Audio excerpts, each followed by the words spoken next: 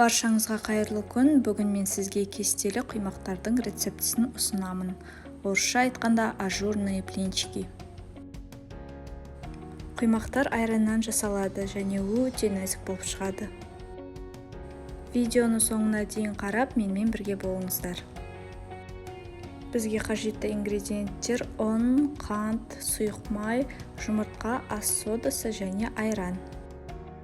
Айранды алдын ала аздап жылытып аламыз. Айранға ас содасын салып араластырамыз. Көпіріктер пайда болғанша 2-3 минутқа қалдырамыз. Жұмыртқа саламыз. Қант және сұйық майды салып жақсылап араластырамыз.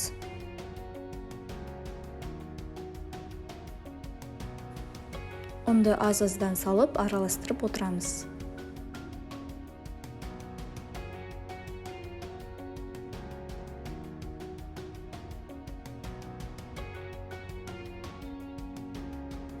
Бізде осындай қою қамыр пайда болды. Соның үстіне қайнап тұрған ыссы су құямыз. Қамыр пісіп кетпес үшін тез-тез бірден араластыру керек. Құймақтарымыздың қамыры дайын, қамыр осындай сұйық болуы керек. Табаға аздап май құямыз. Табамызды қатты қыздырып, құймақтарды қызарғанша пісіріп аламыз. Бұл жерде табаның асты қатты қызып тұруы керек. Табаның асты орташа немесе жай отта тұрса, құймақтарда осындай тесіктер пайда болмайды. Құймақтарымызды екі жағы қызарғанша пісіріп аламыз.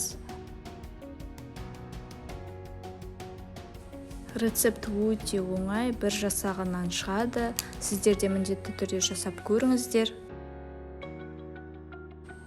Лайк басып тіркелуді ұмытпаңыздар. Сіздермен болған Сымбат, сау болыңыздар.